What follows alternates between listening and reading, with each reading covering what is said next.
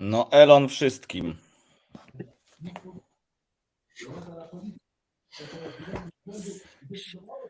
Siemano, słychać, widać, dajcie znać w komentarzach. Trochę u mnie przycięło, nie wiem jak u ciebie, ale mam nadzieję, że będzie ok. Ogólnie chłopaki na rozjazdach. Nie wiem, czy Kuba da radę wbić, zobaczymy. Michał, jak widać, niewyraźnie wygląda, ale on tam gdzieś dotarł pod las. Czy gdzie ty jesteś teraz? W domu jestem u rodziców, w saunie, nadaję z sauny, tak jak No ostatnio. dokładnie. Zobaczcie, grubo. Ale no mam nadzieję, że problemy techniczne dadzą nam poprowadzić tego live'a. Widzę, że jest lekkie opóźnienie, ale damy radę. No, będę robić dłuższe pauzy, jeżeli chodzi o to.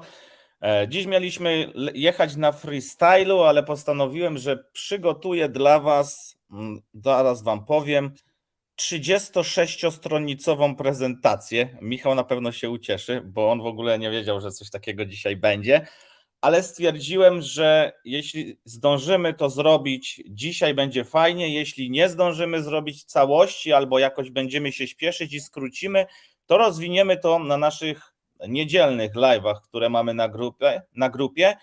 I moim zdaniem wydaje mi się, że to jest naprawdę mocny temat, mega ważny, bo dotyczy podejmowania decyzji, z którymi tak naprawdę każdy z nas ma jakieś wyzwanie. Stajemy przed wyborem, nie wiemy co zrobić, nie wiemy jak zrobić, nie wiemy jakie są konsekwencje. Tak naprawdę nic nie wiemy, możemy się jedynie czegoś spodziewać, a tak dopiero po jakimś czasie, jak ja patrzę w moją przeszłość, to, że ja na przykład wyjechałem kiedyś z Polski do pracy, podjąłem taką, nie inną decyzję, to dopiero dziś widzę konsekwencje tej decyzji, czy ona była dobra, czy może nie była dobra. Tak samo z wyjazdem z Danii, miałem taki wybór, stałem przed takim wyborem jeszcze niedawno, bo to było kilka lat temu i też obawiałem się tego wyboru, albo tego, żeby przestać pracować i zająć się tylko rzeczami przez internet. Jak to zrobić, jak to ogarnąć? Wiecie, to masz pomysł, ale tak naprawdę nie wiesz, jak to wszystko ogarnąć, i myślę, że ta prezentacja, którą przygotowałem, części osób pomoże to zrozumieć. Nawet będzie pomocna jeżeli chodzi o Michała, bo on też gdzieś tam wyjeżdża, ale myślę, że niektórych rzeczy mógł nie wziąć pod uwagę, także dzisiaj polecimy tak edukacyjnie. Jak nas słychać dobrze, kliknijcie jeszcze piąteczki, zobaczymy ile pojawi się tutaj komentarzy.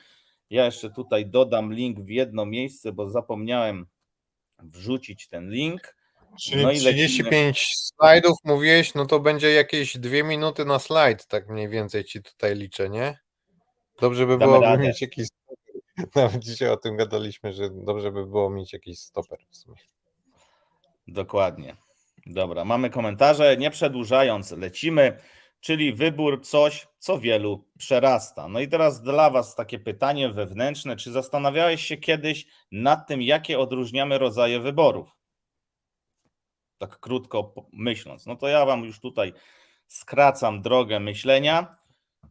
Dzielimy je przede wszystkim na te, na które mamy większy wpływ, i na takie, na które nie mamy wpływu, bo oczywiście niektórzy podejmują wybór za nas, albo już padliśmy ofiarą jakiegoś podjętego wyboru i niekoniecznie mamy na to jakiś bezpośredni wpływ. Ja tutaj znalazłem, w sumie wymieniłem 10 różnych wyborów, czyli wybory osobiste, wybory zawodowe, małe wybory, duże wybory, wybory strategiczne, tymczasowe, indywidualne, grupowe, etyczne i praktyczne. No i teraz fajnie to tu jest wymienione, ale o co tutaj w ogóle z tymi wyborami chodzi? Tak myśląc pokrótce, no to wybór osobisty, wybór zawodowy dotyczy to każdego z nas. Mały, duży wybór to samo.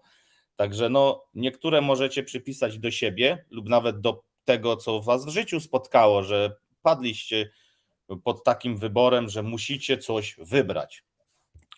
Ogólnie tak, jeżeli chodzi o rozwinięcie tego, no to wybór osobisty versus wybór zawodowy, no to tutaj są decyzje, które podejmujemy i dotyczą naszego życia osobistego, tak jak wybór partnera, miejsca zamieszkania czy hobby, są odrębne od decyzji dotyczących naszej kariery zawodowej, bo to często większość osób nie łączy pasji tego, gdzie chce mieszkać, tego, co chce robić swoją pracą. Oczywiście część osób jest to w stanie połączyć i zarówno ten wybór, jak i hobby może stać się twoją pracą i przynosić ci pieniądze, ale niestety większość ludzi, z tego co ja patrzę, to jednak jest nieszczęśliwa z tego, że musi gdzieś pracować i przebywać. No tak mi się przynajmniej wydaje.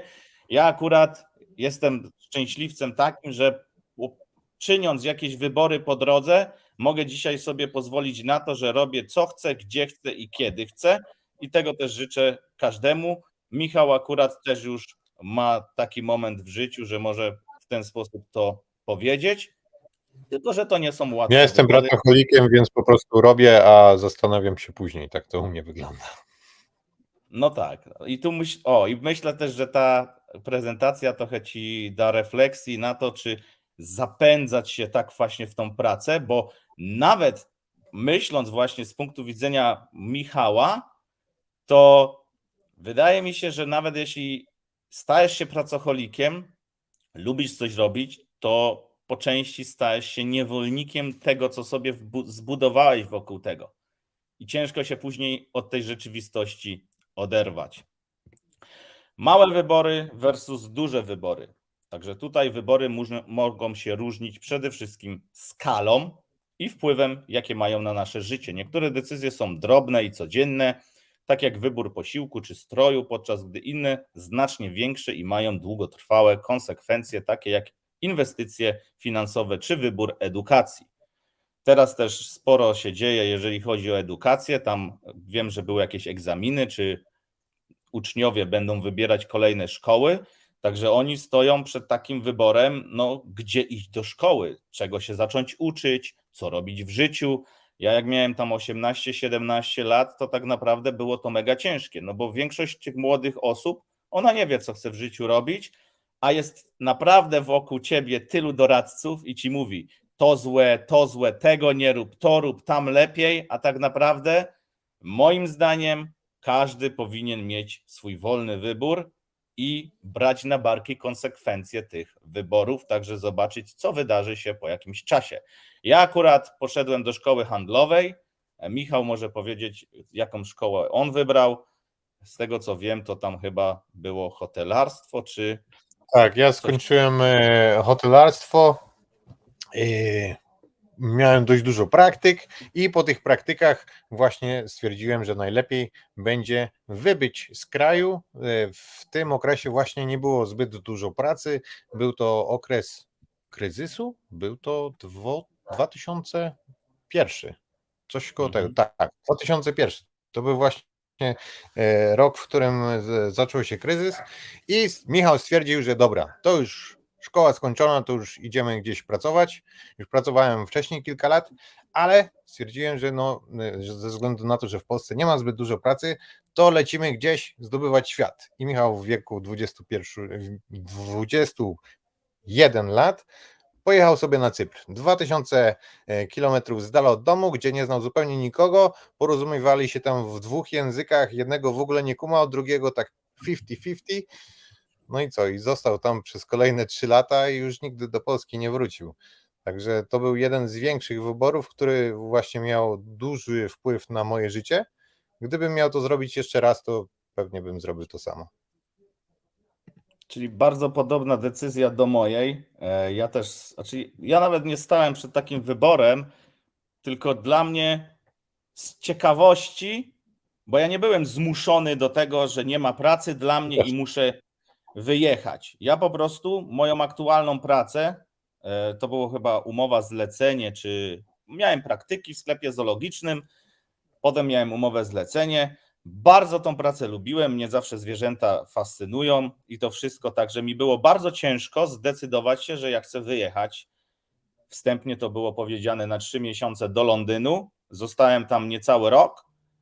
Później wróciłem, poszedłem do szkoły, pozaliczałem jakieś tam właśnie, bo ja przerwałem technikum, pozaliczałem jakieś tam sprawdziany czy coś. No i tam nauczyciel się pyta, czy ja wracam, czy ja sobie tylko jaja robię. Ja mówię, że przyszedłem was po prostu odwiedzić, bo ja raczej już do Polski nie wrócę, zaczynam szukać sobie możliwości układania życia gdzie indziej. Także no tak to wyglądało. Potem pojawiła się Dania. Tak samo myślałem, że jadę na 3 miesiące, tylko sobie dorobić, bo ja tak lubiłem urozmaicać sobie, no a zostałem w Danii akurat wtedy już 12 lat, czyli troszkę się to przedłużyło. I też to były ciężkie wybory, no bo wtedy miałem możliwość ogarniania czegoś w Polsce i tak naprawdę nie wiem, co by się wydarzyło, jeśli bym podjął współpracę, czy tą decyzję wtedy, co miałem do podjęcia. Jaki by to miało konkretnie wpływ na moje życie? Wydaje mi się, że wyszedłbym na tym gorzej, ale to tylko mi się wydaje, bo tak naprawdę no nie wiem.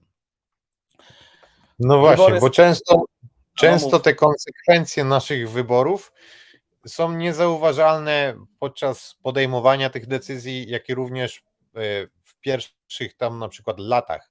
Dopiero prawdziwe konsekwencje możemy zobaczyć w dłuższym terminie, jaki to miało wpływ na twoje życie i czy to naprawdę był dobry wybór, czy to był zły wybór. A w momencie podejmowania tej decyzji to tak naprawdę nie wiesz, czy to jest dobra decyzja, czy zła. Lecimy dalej.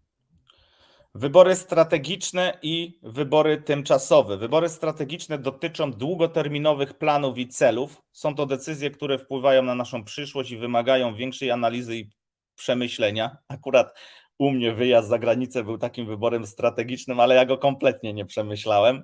Wybory tymczasowe są bardziej krótkoterminowe i dotyczą sytuacji bieżących, które mogą mieć mniejszy wpływ na długoterminowe cele. Także no, z tymi decyzjami, jakbym dziś wiedział to, co wiem, pewnie bym podjął inaczej lub ograniczałbym ryzyko. Wtedy za wiele nie miałem do stracenia, tak samo jak za wiele nie miałem do stracenia wchodząc w rynek krypto w 2016 roku.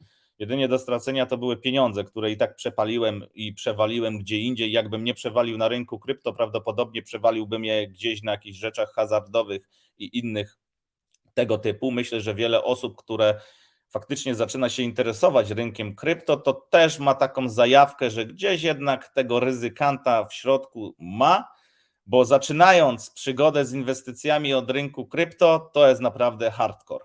Tylko później z czasem zaczynasz doceniać to wszystko, co doświadczyłeś i tą wiedzę, którą nabyłeś i podchodzić trochę bardziej spokojniej i racjonalniej do tego. I to akurat ja też często powtarzam. Ale zaczynanie inwestowania od rynku krypto, to wydaje mi się, że to wcale nie jest zła decyzja, tylko to jest bardzo brutalne. To jest tak, jakbyś chciał nauczyć niemowlaka pływać, wrzucając go do basenu i albo wypłyniesz, albo nie. I no, wydaje mi się, że to jest dobre porównanie. Akurat niemowlak się nie utopi i umie pływać od małego. Nie wiem, czy wiesz, ale ja rozumiem, o co chodzi. To jest tak, jakby ktoś, kto nie dorosłą osobę, nawet nie niemowlaka, tylko dorosłą osobę, która nie potrafi pływać, wrzucasz do basenu na środek i teraz płyń. To bym bardziej tak powiedział, no bo jednak te niemowlaki, to ja widziałem takie filmy fascynujące, one pod wodą zamykają usta, nie oddychają, po prostu mają takie nawyki. Nie I będę o ukrywał, nawykach że o dzieciach wiem bardzo gadać. mało. Wybory indywidualne i wybory grupowe. Tutaj też jest to w sumie, dotyczy to i mnie, i Michała, i nas wszystkich. Jeżeli działamy w grupie, to są i takie wybory. Jedne wybory indywidualne mogą być lepsze lub gorsze dla grupy, tak samo grupowe są czasem gorsze dla ciebie indywidualnie, więc tu też już później trzeba jakiegoś kompromisu. Czasami podejmujemy decyzje samodzielnie, opierając się na naszych preferencjach i potrzebach. Inne decyzje są podejmowane w kontekście grupowym, gdzie musimy brać pod uwagę opinie, potrzeby i preferencje innych osób. Decyzje grupowe mogą być bardziej skomplikowane, ponieważ wymagają negocjacji i kompromisu. I taką decyzją też grupową to w związkach, nie? Też często trzeba To była dążyć. nasza wspólna decyzja. Czuć tam jest bardzo gruby kompromis, który przeważa szale bardzo na tą drugą stronę i no często to nie jest bardzo wspólna decyzja, ale skoro on mówi, że tak było, to my mu wierzymy i tak. Decyzje etyczne i decyzje praktyczne. Wybory mogą się różnić również pod względem wartości. i moralności. Decyzje etyczne dotyczą wyborów, które mają wpływ na nasze zasady i przekonania, podczas gdy decyzje praktyczne są podejmowane na podstawie pragmatyzmu i rozważania korzyści i strat. I to ja bym tu trochę uderzył w to, że nie zawsze to, co podpowiada nam serce, to rozum zaakceptuje, nie? I tutaj już później trzeba wybrać, czy idziemy za rozumem, czy za sercem. No i nie zawsze to wszystko, co wybieramy, się opłaca, czy coś w tym stylu. Nie wiem, chcesz coś tu dodać? Widzę, że tu jest dyskusja o wiek. Ja akurat z Michałem jestem w tym samym wieku, my jesteśmy rocznik 8-7, także podejmowaliśmy te takie decyzje, które miały wpływ na nasze życie w bardzo podobnym okresie czasu. No i zobaczcie, jak to po części nas gdzieś tam złączyło, no bo bardzo podobną decyzję podjęliśmy, rzuciliśmy się na głęboką wodę, zarówno Michał bez języka, jak i ja bez języka, ale jakoś daliśmy radę, także podejmowanie decyzji jest fajne, nawet jeśli one nie do końca są przemyślane, plus po drodze później, jeżeli się uzewnętrzniasz z tymi różnymi decyzjami i mówisz o tym głośno, to spotkasz fajnych ludzi na swojej drodze i można robić razem fajne rzeczy.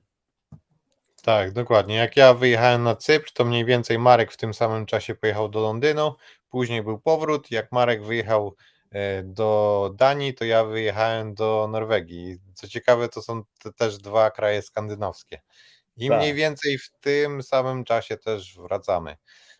Tutaj się pytacie o ten wiek. Ja mam 36 lat, ale napisałem, że biologicznie 27, bo mam taką wagę, która mi liczy. Wiecie, głodówki, aktywność fizyczna i po prostu się odmłodziłem o te 9 lat i dlatego tak piszę. Ale to jest ściema, to nie jest prawda, nie? 36 jak coś. O takich decyzjach też będziemy zaraz tutaj gadać, jeśli chodzi właśnie o decyzje, które dotyczą twojego zdrowia i na które możesz mieć wpływ, nie? Najczęstsze decyzje. Decyzja dotycząca kariery. No to już też po części wspomniałem, czyli decyzja twojej kariery, twojej ścieżki zawodowej, rozwojowej i tego, co w życiu chcesz robić. To jest chyba najczęściej spotykana decyzja, z którą możesz się w najbliższym czasie spotkać. Osoby takie, które dopiero wchodzą w dorosłe życie, no to tak naprawdę stoją też przed decyzją edukacji. To jest po części też wybór swojej kariery, no bo w tym kierunku, którym pójdziesz, chcesz się rozwijać, to też nie jest zawsze tak, że będziesz ciągle się rozwijać, bo zobaczcie, ktoś może uczył się na mechanika, a został, nie wiem, lotnikiem albo coś w tym stylu, wiecie, to tutaj trzeba jednak częściowo podążać za swoimi marzeniami, a ty, będąc młody, nie wiesz, czego tak naprawdę chcesz. Tak, Chcesz coś dokładnie. dodać? Next. Decyzja dotycząca edukacji, to już też powiedziałem, czyli wybór szkoły. Decyzja dotycząca finansów, czyli wybór inwestycji, oszczędzanie, zarządzanie budżetem czy zaciąganie kredytów. Dziś na przykład z tego, co ja obserwuję, czy nawet lata wstecz, to zaciągnięcie kredytu stało się tak dostępne, że po prostu każdy to robi w ten sposób. A moim zdaniem to nie powinno być tak dostępne i tak traktowane, tylko ktoś powinien bardzo mocno pomyśleć o tym, czy faktycznie tego potrzebuje. Te decyzje mają wpływ na naszą stabilność finansową, zdolność oszczędzania, inwestowanie w przyszłości i realizację celów finansowych. Teraz tak patrząc jeszcze pod względem tych decyzji, no to jeśli naciągniecie sobie kredytów, jeśli będziecie robić całe życie coś na kredyt i się do tego przyzwyczaicie, to będziecie ciągle niewolnikiem systemu, bo większość osób jednak sobie z tym nie radzi. Ciężko jest im się z tego wygrzebać, więc tutaj naprawdę warto to przemyśleć. Kredyty są dla ludzi, którzy wiedzą, jak operować swoimi finansami. Jeśli nie potrafimy zarządzać swoimi finansami, to najlepiej jest spłacić wszystkie zobowiązania, zacząć od zera, wejść na Discord hajsoholików i oni ci pomogą. Tam jest wiele rzeczy w ogóle, jeżeli chodzi o tego typu rzeczy, to tak jak już wspomniałem, ja chcę iść bardzo rozwojowo. Wszyscy mówią o kryptowalutach, ale nikt nie mówi za bardzo o podejściu do tych kryptowalut, jak się do tego zabrać. A tutaj to nie dotyczy tylko krypto, tylko całego twojego życia, bo tak jak robisz jedno, tak robisz wszystko. Jeżeli nauczysz się ogarniać swoje życie, swoje finanse, czy tam prywatne rzeczy, czy biznesowe, nabędziesz dobrych nawyków, to pomoże ci być lepszym w tym, co chcesz robić, albo już robisz, tylko musisz się po prostu polepszyć w tym, bo ja twierdzę też to, że ciągle się nowych rzeczy uczę. Nawet tworząc tą prezentację, szukając tutaj materiałów, część rzeczy siedziało mi w głowie, bo ja to przerabiam na co dzień, czy praktycznie dziennie z kimś zawsze rozmawiam o tego typu rzeczach. No to parę rzeczy też się fajnych gdzieś tam dowiedziałem, wygrzebałem z internetu i oczywiście musiało to być zgodne etycznie ze mną, żeby wam to pokazać, bo to też nie jest tak, że pokażę wam wszystko, bo są różne podejścia do tego i też musicie brać pod uwagę, że każdy jest inny. To, co ja chcę zrobić, to, co jest moją decyzją, to jest z mojej perspektywy i komuś może się to wydać niefajne, albo że to jest zła decyzja, ale jak ktoś, kto mnie nie zna, bo na przykład siedzi po drugiej stronie i nie miał nigdy ze mną w ogóle styczności, wie, że to dla mnie jest złe lub dobre. Ty po części czujesz, to jest taka intuicja, czy ty coś zrobisz dobrze, czy źle, a potem i tak czas weryfikuje. Decyzja dotycząca zdrowia oraz stylu życia. To akurat wiem, że zainteresuje bardzo Michała, bo on mocno jest pochłonięty tym tematem. Wybór zdrowych nawyków żywieniowych, regularnego uprawiania sportu, dbania o sen, czy radzenie sobie ze stresem, te decyzje mają wpływ na nasze zdrowie, samopoczucie, energię i długoterminową jakość życia. I to też nie znaczy, że jeśli coś jest nie tak, to nie da się tego poprawić lub ustabilizować. Tak, i to jest bardzo długi temat. No generalnie powiedziałeś, że ja zająłem się teraz zdrowiem, no bo niedużo już mi zostało do naprawiania. No już chyba wszystko zrobiłem to, co chciałem zrobić, no i teraz należałoby się zająć swoim zdrowiem, żeby właśnie ta maszyna działała i pracowała jak najdłużej. Dlatego no. No dokładnie, wiecie jak to jest. Trybko po trybiku warto jest naprawiać, bo ja na przykład zawsze mówię to, jak jest hossa, to ja odpuszczam siłownię. To jest moja decyzja, to jest mój wybór. Ja wiem, że ja zgrubnę, ja wiem, że ja przybiorę na wadze, że będę zalanym wieprzem. Tak dzieje się praktycznie co hossę, jednak na przykład ta hossa teraz, co była w 2021, była inna i tutaj już bardziej na tym panowałem. Zamiast 30 kilo czy 20 kilo, to przybrałem tylko 7. Czyli jest jeszcze parę rzeczy do naprawienia, które można polepszyć, ustabilizować, żeby po prostu nie zarzucać tej wagi. A oczywiście samo ruszanie się, same spacery chociażby i wypady na siłownię tworzą w tobie fajne nawyki, plus ja lubię poznawać ludzi i ostatnio też na siłowni na przykład 2 takich fajnych chłopaków poznałem, młodych, troszkę taki off-topic odlecę, ale naprawdę, jeden ma 19 lat, nie, jeden ma 16 lat, a jeden ma 20 lat. Ten 16-latek wygląda przynajmniej na 25 i ćwiczy tam od roku. Sztos w ogóle jak wygląda, mega mi się podoba. Nie teraz tego nie skrzywiać tutaj, nie kojarzyć źle. Ja lubię, jak ktoś wygląda, ma sylwetkę takiego, może nie kulturystyczną, tylko takiego fitnessiaka, a jeden ziom ma 20 lat, ma swoją firmę, która robi pompy ciepła. To może trochę jest nasunięcie wam pomysłu, czym można się zająć, jeżeli jesteś młody w Polsce. Nie narzeka na brak siana. Obaj interesują się oczywiście kryptowalutami, ale mniej. No i on ćwiczy od 1,5 roku, gdzie mi kopara opadła, bo ja myślałem, że on minimum 3 lata, 4 lata ćwiczy, a on mi mówi, że on tak 1,5 roku, ale dość ostro. No i jest naprawdę nabitym dzikiem i mega szacun, że ktoś potrafi być tak skrupulatny, tak skupiony na tym, co robi, pomimo, że gość ma swoją firmę, a jeżeli masz swoją firmę w Polsce, to naprawdę mierzysz się tutaj z wieloma wyzwaniami. Decyzja dotycząca relacji, czyli wybór partnera życiowego, decyzje dotyczące małżeństwa, założenia rodziny, przyjaźni czy współpracy biznesowej. Te decyzje też mają wpływ na nasze szczęście, satysfakcję.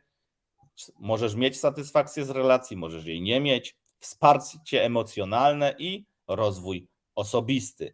Tu w ogóle, jeżeli ktoś ma takie wybory, to warto się naprawdę mocno zastanowić. No bo część osób mówi, że bycie singlem jest fajne, ale nie na długą metę. Ktoś powie, że bycie w związku też jest fajne, ale nie na długą metę. Więc to ja różne tutaj opinie spotykam. Nie chcę iść, bo mnie tutaj ludzie zagryzą, nie chcę iść w tym kierunku. Michał się uśmiecha.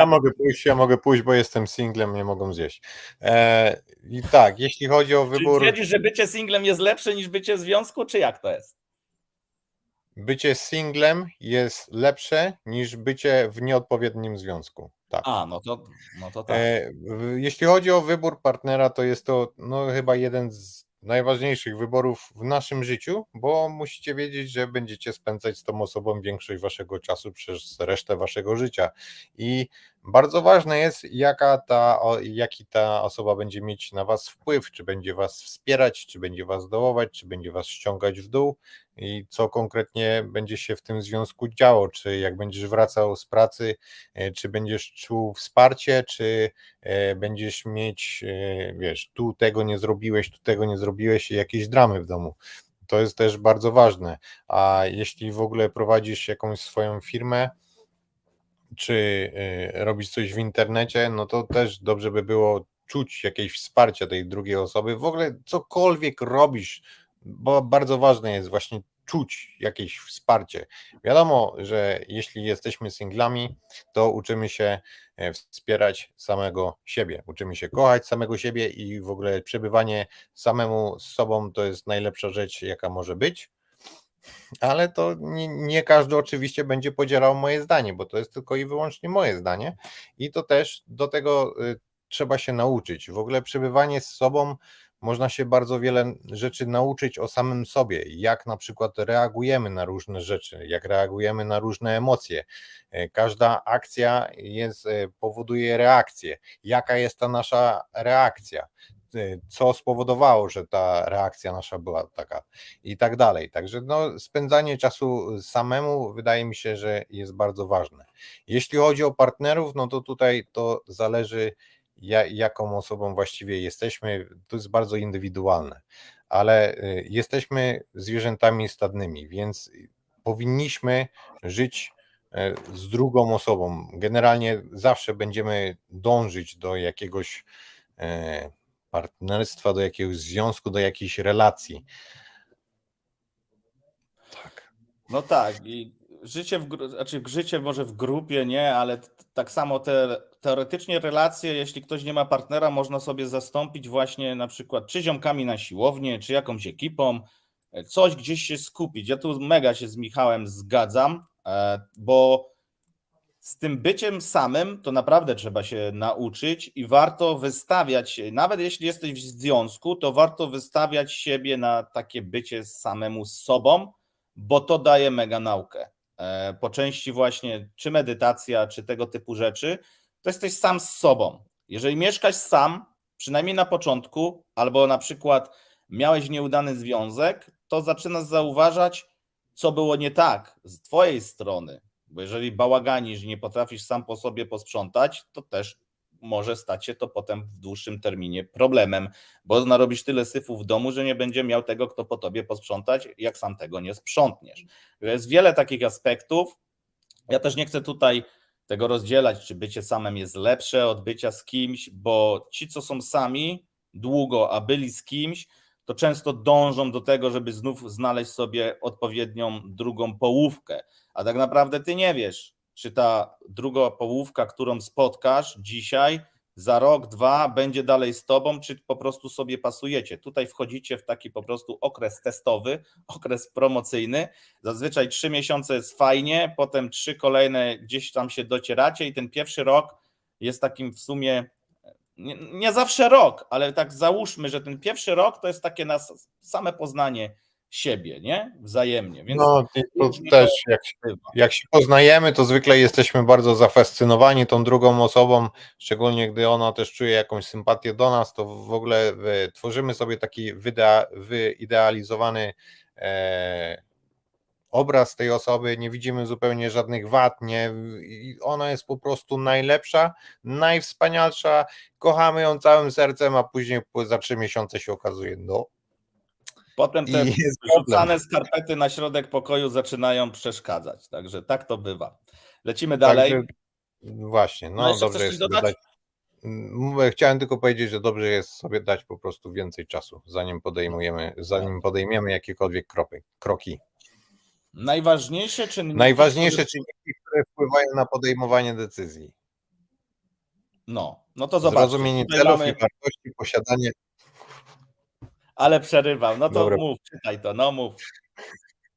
Zrozumienie celów i wartości, posiadanie wystarczających informacji, analiza ryzyka i potencjalnych konsekwencji, uwzględnianie emocji i intuicji, a także oparcie się na doświadczeniach i wnioskach z przeszłości. Właśnie ostatnio czytałem o intuicji i to jest też, warto się kierować intuicją. Generalnie ludzie mają coś takiego jakby drugi swój mózg, który jest właśnie tutaj w okolicach podbrzusza, który daje nam właśnie tą intuicję. Nie wiem, czy to teraz poprawnie wytłumaczyłem, pewnie nie, ale to już dla No chętnych. to jest to, że jak zazwyczaj jest tak, że są jakieś spadki, to na rynku, to mnie tak swędzi łokieć i ja zawsze o tym piszę i potem na przykład do kilku dni są spadki. Także taka może być intuicja. W drugą stronę to znów drugi łokieć działa. Ale to jest prawda. Tutaj naprawdę warto się też kierować intuicją. Intuicja jest tym lepsza, im mamy więcej doświadczeń w życiu. Też mi się tak wydaje, że jednak doświadczenia powodują to, że nawet bez wiedzy, jeśli widzisz, to też czujesz, to po prostu rezonuje z tobą bardziej lub mniej. I wtedy to jest taka intuicja, czy coś warto zrobić, czy nie warto. I nie zawsze, że ktoś będzie ci mówić, że to warto zrobić, to akurat dla ciebie to jest dobre. To też trzeba pamiętać. Tobie intuicja może podpowiadać inaczej. To też jest głębszy temat, ale warto go gdzieś tam zgłębić, poczytać, jak to działa, bo no ciekawy temat, wiecie, takie tematy duchowe, intuicyjne, czy tego rozwojowe, no to jeżeli macie chwilę czasu, warto się na tym skupić, poczytać trochę informacji, a akurat coś u ciebie po prostu kliknie i pójdziesz w to mocniej i faktycznie zauważysz, jak to działa na ciebie. Czy są jakieś metody, które możemy zastosować? Metody analizy wyborów, sytuacji są różnorodne, zależą od kontekstu. No i tu też kilka tych metod wam przygotowałem. Analiza SWOT, czyli mamy mocne strony, słabe strony, szanse, zagrożenia. Pomaga ocenić mocne strony, słabości, szanse i zagrożenia w kontekście danej sytuacji. I tu akurat moim zdaniem, jeżeli ktoś stoi przed wyborem, przed podejmowaniem decyzji, to warto sobie zapisać te sposoby i spróbować to zastosować. Wiecie, to nawet nie musi być duża decyzja, ale jeżeli ty nauczysz się stosować te metody na małych decyzjach, to później będziesz już miał taką intuicję. Po części wypracujesz to w sobie takie po prostu, jakby to nazwać, wypracujesz w sobie taką wewnętrzną metodę, że od razu będziesz zauważać te mocne strony, słabe strony, szanse, jak i zagrożenia. To czy na rynku krypto tego łatwo się i szybko można nauczyć. Aktualnie dla mnie rynek krypto i w ogóle projekty kryptowalutowe to jest tak jakby dają duże szanse, ale każdy z nich ma jakieś zagrożenia. I tak samo, każdy ma mocne i słabe strony, ale sam rynek krypto daje wielu osobom mega duże szanse, a dla niektórych jest mega dużym zagrożeniem. I teraz jak tu wybrać? Czy zainteresować się tym rynkiem, czy się nie interesować tym rynkiem, na ile procent, jaka skala, jak bardzo? To też są trudne wybory, ciężkie wybory i z wieloma osobami rozmawiam, które chciałyby, ale nie wiedzą, jak się do tego zabrać, nie akceptują jakiegoś ryzyka. A ja jestem znów taką osobą, która woli spróbować, niż żałować, że nie spróbowała i może to też wielu osobom pomoże. Analiza kosztów i korzyści. Także tutaj bardzo prosta analiza, możesz sobie policzyć koszty i korzyści, można to zastosować w różnych opcjach i wybierać pomiędzy tym. Analiza ryzyka, no to tak jak widzicie tutaj trzeba analizować ryzyko, na które ty się piszesz. To nie znaczy tylko ryzyko inwestycyjne, ale też życiowe. Wsiadając do samochodu, wsiadając na motocykl, jest ryzyko, że coś się wydarzy. To są takie proste rzeczy, mało osób też gdzieś to analizuje, ale tutaj zawsze jest ryzyko. Co byś nie robił w życiu, zawsze jest jakieś ryzyko i to już jest twój wybór, czy ty to zrobisz, czy tego nie zrobisz. Analiza decyzyjna, wielokryterialna, MCDA, opiera się na uwzględnianiu różnych kryteriów w procesie podejmowania decyzji. No i tutaj łączymy już wiele czynników tak naprawdę podczas podejmowania tej decyzji. Też to jest to dla mnie, Michał, trudne słowo, te wielokryterialna. A co z unikaniem podejmowania decyzji? Czy spotkaliście się w sobie z takim podejściem, że lepiej to ja nie dotykam, nie podejmuję żadnej decyzji, bo jeszcze nie wiem, co się wydarzy. I to akurat też chodzi, jeżeli mamy na coś wpływ, ale też niektóre decyzje, jeżeli ich nie podejmiemy, to one, nie mamy bezpośrednio na to wpływu, ale one upomną się później. I to może być tak na przykład ze zdrowym stylem życia. Możesz się rozchorować, może coś być nie tak, pomimo tego, że w tym momencie masz na to wpływ, co robisz, co jesz, jak żyjesz i na przykład jaki uprawiasz sport, ale nie znasz też w późniejszym czasie tych konsekwencji, które mogą z tego wynikać. Jeżdżąc na nartach możesz upaść i złamać sobie nogę, ale nie jeżdżąc na nartach nie będziesz miał z tego fanu. Wiecie, o co chodzi. Tutaj są dwie strony tego wszystkiego. Także inwestując w kryptowaluty, zarówno możesz zarobić pieniądze, jak i możesz stracić. A możesz podejść do tego, że jeśli nie zarobisz, to stracisz, ale stosunkowo mało, no bo nie ryzykujesz dużo. A zazwyczaj jest tak, że nawet wkładając małe pieniądze w krypto, jesteś w stanie dużo zarobić, no bo stracisz tylko 100%, które tam włożyłeś, a zarobić możesz dużo więcej. Oczywiście nie traktujcie tego jako poradę inwestycyjną czy coś w tym stylu, tylko ja zastosowałem takie podejście we mnie kiedyś, bo ja bałem się wrzucić w internet nawet 100 zł. Dla mnie to było tragicznym. Ja wolałem wydać tą 100 na coś i mieć od razu jakąś po prostu zabawkę, niż nauczyć się tej odroczonej gratyfikacji, ponosić jeszcze tutaj ryzyko, nerwy, stres i to, że trzeba czekać. A najgorsze jest to, jak coś kupiłem i to zaczęło spadać i tylko spada. I zresztą też teraz możecie się z tym spotkać, bo rynek troszkę nas zaskoczył, sytuacja z Binance'em nas tam troszkę zaskoczyła, akurat ja się spodziewałem, że oni coś przyklepią Binance'owi, no bo jak ktoś zna rynek, wie, co się stało z FTX-em i z tym wszystkim, to była nie kwestia czy, tylko kiedy. To było do przewidzenia, że tam po prostu będą go próbować wywrócić, czy po prostu się doczepić. Nie wnikam tutaj w szczegóły. Jeżeli chcecie posłuchać o tym Binance i tym, co się wydarzyło, to tutaj polecam kanał Kamila. Jeśli chodzi o... Czekajcie, jak ten kanał się nazywa? Zapomniałem. Encyklopedia kryptowalut.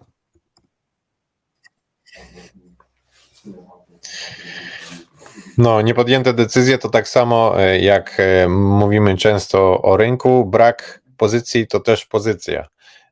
Często traderzy chcą stawiać jakieś pozycje na siłę, w górę albo w dół, nie wiadomo jak zachowa się rynek, tak jak na przykład mamy teraz, gdzie są różne newsy, buja tym rynkiem bardzo mocno i to jest właśnie dobre powiedzenie na ten czas, że brak pozycji to też pozycja, po prostu stoisz i czekasz.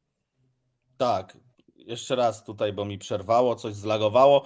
Jeżeli chodzi o wytłumaczenie tej całej sytuacji, no to polecam kanał Kamila, Encyklopedia Kryptowalut. On nagrał dzisiaj fajny odcinek, fajny film. Ja tam go przesłuchałem sobie, więc możecie po prostu go sobie też przesłuchać i wyciągnąć jakieś swoje wnioski.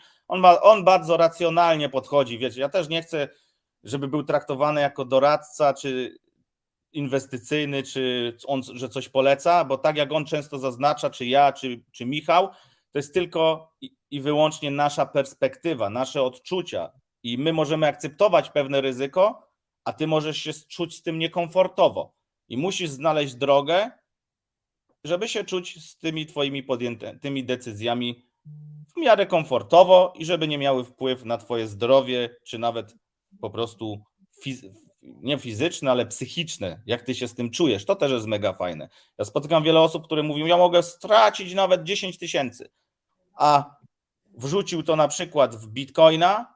Bitcoin tak jak dzisiaj spadł, ma, nie wiem tam ile spadł Bitcoin, 10% może, no to z 10 000 jest 1000 w dół, a on już potem zaczyna obsrawać zbroję. I jednak co? Wychodzi całkiem coś innego. Także testujcie, próbujcie, doświadczajcie z wszystkim i zobaczcie, co się wydarzy, ale w miarę racjonalnie. Teraz tak, unikanie podejmowania decyzji może wynikać z różnych przyczyn. Niektóre osoby mogą obawiać się ryzyka lub niepewności związanej z decyzją. Inni mogą być przerażeni możliwymi konsekwencjami i trudnościami, jakie może przynieść dany wybór. Czasami brak odpowiednich informacji lub niejasne preferencje również mogą utrudniać podjęcie decyzji. To po części wytłumaczył Michał. Nawet niepodejmowanie decyzji jest jakąś decyzją, bo zdecydowałeś, że nic z tym nie robisz, że nie podejmujesz żadnej decyzji. 7 najczęściej popełnianych błędów podczas podejmowania decyzji. Zobaczcie, myślę, że się wyrobimy tutaj w 60 minut. Ładnie to się tu wszystko składa, także nawet N mi zjadło. Brak informacji. To jest moim zdaniem jeden z częstszych błędów, czyli podejmowanie decyzji na podstawie niewystarczających informacji lub braku odpowiedniego badania i analizy sytuacji może prowadzić do nieprzemyślanych i nietrafionych wyborów. Pomimo tego, że jeśli nawet podejmujesz jakieś decyzje bez tych informacji, no to jeśli one nie są jakieś tam mocno kluczowe i mocno wpływają na twoje życie lub jesteś na tyle rozsądny, że podjąłeś te decyzje bardzo powoli i jakby w małym stopniu, no to jesteś w stanie to odkręcić lub sprawdzić, co się wydarzy. To może być tak, jak z podpisywaniem transakcji przez MetaMaska. Jeżeli podpisujesz te transakcje, tak jak to Michał tłumaczył na prezentacji, czyli blind signing, klikasz i nie wiesz, co, lecisz z tematem, to możesz się zdziwić pewnego razu, że po jednym kliknięciu wyssa ci siano z portfela. Ale jeśli na chwilę się zatrzymiesz, przeczytasz, co tam pisze, zobaczysz, no to tutaj jest chwila refleksji. Oczywiście do tego też są narzędzia. Też mieliśmy taki temat o bezpieczeństwie. Są narzędzia, jak i portfele, które pomagają przed podjęciem danej decyzji uświadomić tobie, czy samemu sobie, co tam gdzieś w backstage'u za tym czyha. No ale życie niestety jest takie, że tutaj nie wiemy, co się wydarzy, jak podejmiemy na przykład decyzję o wyjeździe za granicę. Może być tak, że tobie się uda, a może być tak, że wrócisz bez niczego. Pytanie, na jak bardzo jesteś zawzięty w tym, co robisz. Ja często podchodzę z założenia, że mimo, że wiem, że mogę ponieść jakąś porażkę, to nie dopuszczam za bardzo do swojej głowy tego, że tą porażkę będę miał, a nawet jeśli się spotykam z porażką, to momentalnie znajduję jakieś inne rozwiązania i dla mnie porażka nie jest porażką, tylko lekcją i wiem, co mogę zrobić kolejnym razem lepiej, żeby już uniknąć tego typu zdarzeń. Błąd uprzedzeń i emocji. To też jest częstym błędem. Mnie na przykład często dotyka, bo ja mogę śmiało powiedzieć, że ja nie lubię polskich projektów kryptowalutowych, ale mimo wszystko i tak je posiadam, i tak kupuję, i tak tam troszkę gdzieś zawsze siana wrzucę. Więc zobaczcie, mimo uprzedzeń, mimo tego, że mi się to niekoniecznie podoba, to chcę wspierać jednak te projekty, bo wierzę w tych ludzi, wierzę w projekty, wierzę, że to jest coś fajnego, ale tutaj nie podjąłbym na przykład 100% jakiegoś ryzyka, po prostu ja ryzykuję na bazie moich doświadczeń i tego, co mnie spotkało w życiu, tyle, ile sobie mogę pozwolić, czyli tutaj może to przeczytam. Podjęcie decyzji na podstawie uprzedzeń, emocji czy osobistych preferencji może prowadzić do stronniczości i irracjonalnych wyborów. Ważne jest, aby podjąć podejść do decyzji w sposób obiektywny i logiczny. Więc zawsze warto jest też wysłuchać drugiej strony, a nie skreślać od razu. Tak ja bym to nazwał. Błąd analizy kosztów i korzyści. Nieprawidłowa ocena kosztów i korzyści może prowadzić do podejmowania decyzji, które przynoszą krótkoterminowe korzyści, ale w długim terminie mogą okazać się niekorzystne. Więc to myślę, że chyba każdy z nas taką decyzję w życiu podjął, że napalił się na coś, a potem na przykład wziął coś w kredyt i spłaca ten kredyt do dzisiaj, tak? Albo na przykład ja nie rozumiem, przynajmniej jeszcze wcześniej nie rozumiałem tego, jak można kupić samochód w kredyt, bo na przykład rozbijając taki samochód, płacisz za niego ratę. Ja już nie mówię o jakichś kredytach, które są ubezpieczone, ale często ludzie kupują, czy kupowali samochody za taki zwykły kredyt, gdzie coś im gotówki brakowało, to nie jest typowy, skonstruowany kredyt na samochód, tylko to jest kredyt konsumencki, jakaś chwilówka czy coś. Potem samochodu dawno nie masz, a ty dalej za to płacisz. Wiecie, o co chodzi?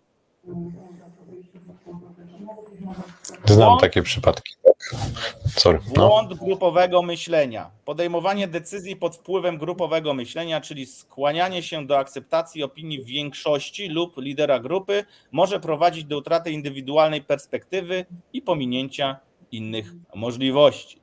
I to można nazwać, jak jest jakaś sekta czy coś, ktoś wam coś narzuca, coś wam mówi, to po prostu ty, nie myśląc, godzisz się na wszystko. Ja często powtarzam, że to, co ja mówię, zresztą na samym początku też wam powiedziałem, że to wszystko, co tutaj mówimy, jest tylko i wyłącznie nasza perspektywa przystosowana do naszych doświadczeń i do tego, co my myślimy. I to może okazać się dobre dla nas, ale niekoniecznie dla ciebie. Czyli ty powinieneś usiąść na spokojnie, przemyśleć, czy podjęcie jakiejś decyzji, jakiegoś ruchu będzie miało jakieś korzyści dla ciebie, ewentualnie straty, i czy jesteś w stanie to zaakceptować. Ja nie podejmuję decyzji, przynajmniej dzisiaj nie mam takich skłonności podejmowania bardzo ryzykownych decyzji, które by miały jakiś mocny wpływ na moje życie, czy utraty płynności finansowej. Ja bardzo to przemyślam na bieżąco.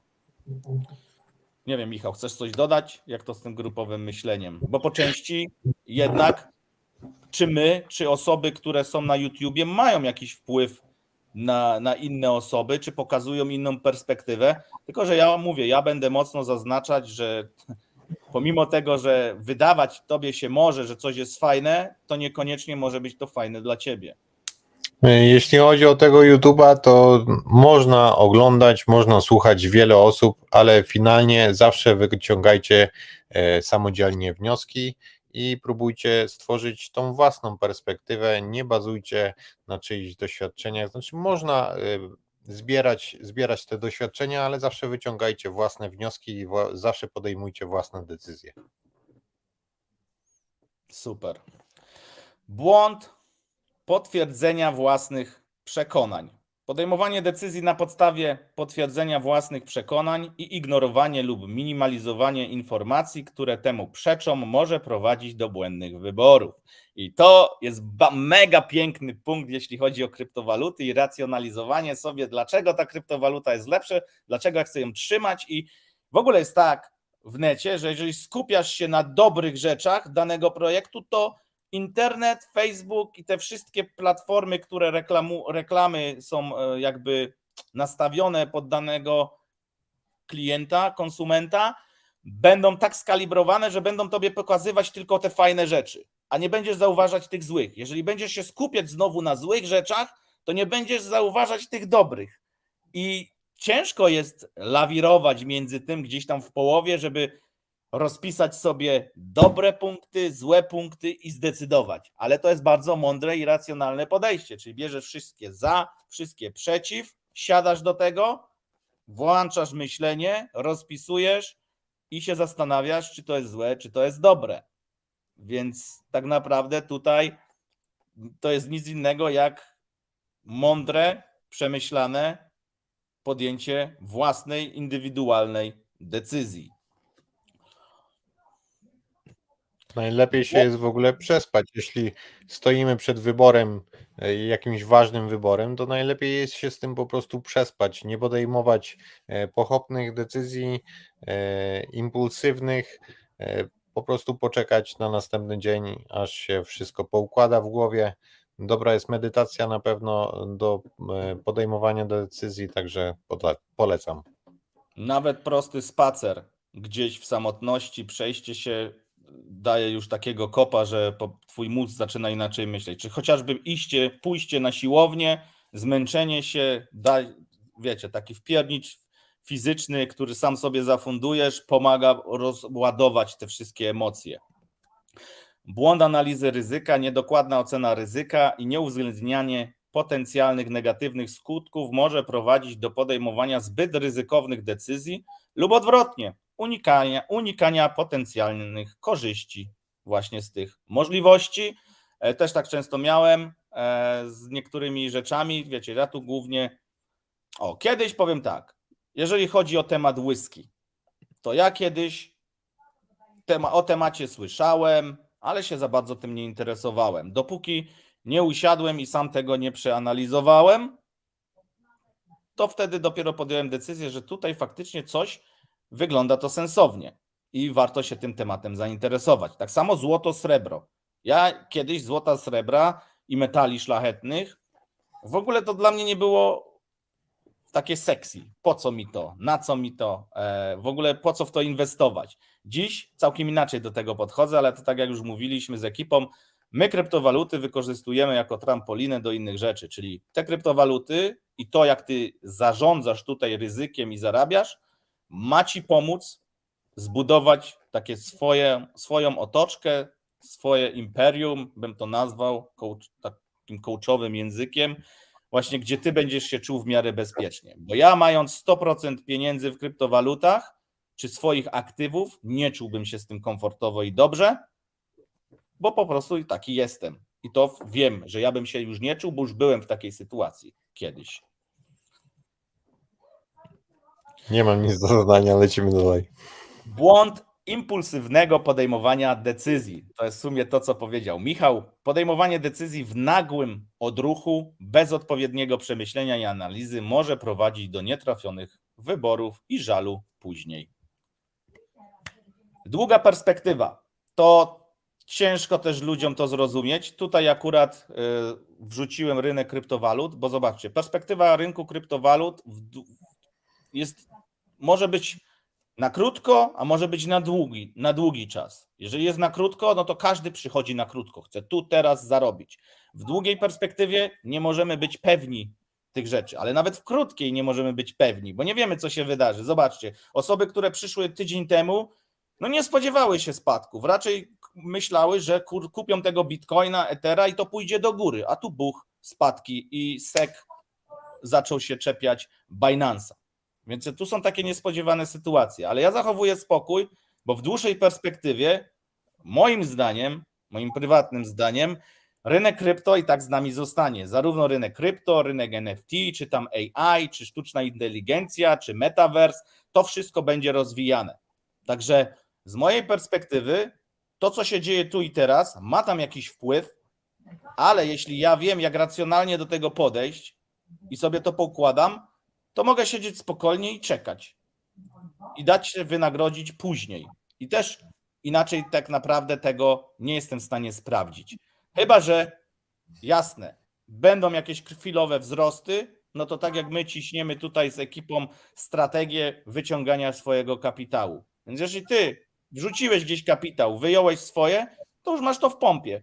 To już tak naprawdę wyciągnąłeś swoje, zarobiłeś i masz torbę różnych tokenów, które masz na hossę. Zresztą to też mówił Kamil w encyklopedii kryptowalut.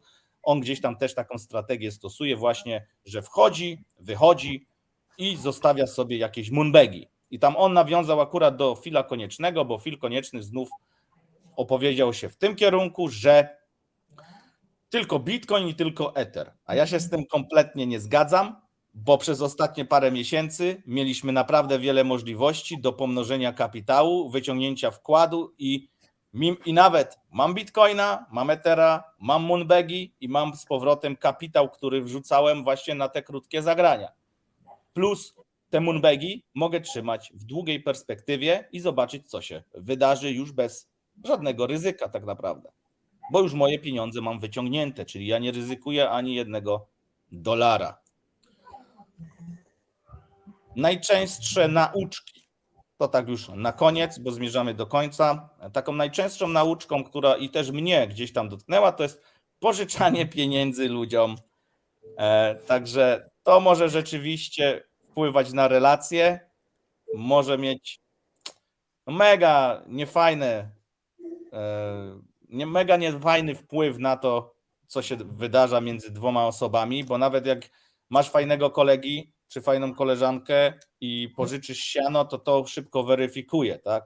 Bo zazwyczaj podejście ludzi jest takie, no jak ty przecież masz siano, to ja ci po co ci mam oddawać, nie? I to się wydłuża, w końcu ta osoba przestaje się odzywać, a jak się upomnisz, to potem jest w ogóle, co ty się w ogóle do mnie upominasz i tego typu rzeczy. Wiecie, jak to działa, pewnie nieraz was takie coś spotkało. Mnie za mojego życia już parę razy i nauczyłem się po prostu nie pożyczać pieniędzy, chyba że tak jak to Michał mówi, pożyczyć tym, kogo nie lubię i po prostu go się pozbywasz, nie?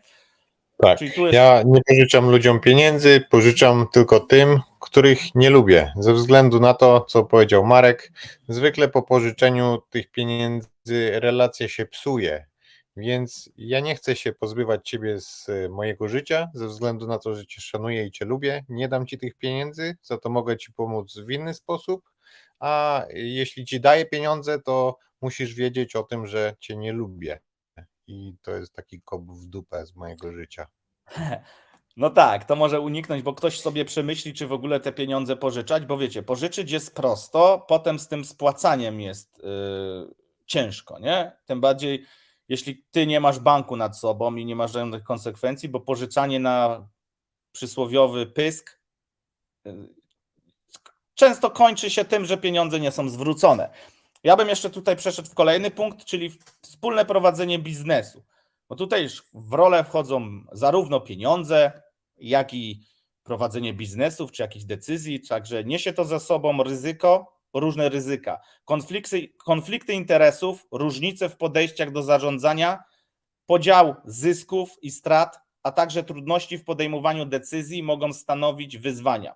Ważne jest, aby w odpowiedni sposób zarządzać tymi ryzykami, komunikować się otwarcie i mieć jasne zasady współpracy. Także tutaj, jeżeli macie jakieś spółki, a wiecie, że nawet diabeł nie chce spółek, to wszystko powinno być napisane, a i tak nie zawsze jest tak, jak to sobie wymyślimy. Także no tutaj też warto uważać i nawet jeśli chodzi teraz, bo wiecie, tam było o pożyczaniu pieniędzy znajomym, ale tutaj w kontekście biznesowym też bym z tym bardzo mocno uważał, bo może się to też źle skończyć, nie? Podsumowując, podejmowanie decyzji jest nieodłącznym elementem naszego życia. Warto jednak być świadomym pewnych błędów, które często popełniamy w procesie podejmowania decyzji. Błędy te mogą prowadzić do nietrafionych wyborów, niekorzystnych konsekwencji lub utraty potencjalnych możliwości. Napiszcie w komentarzach, jak Wam się podoba tego typu live, bo to już jest tutaj końcówka.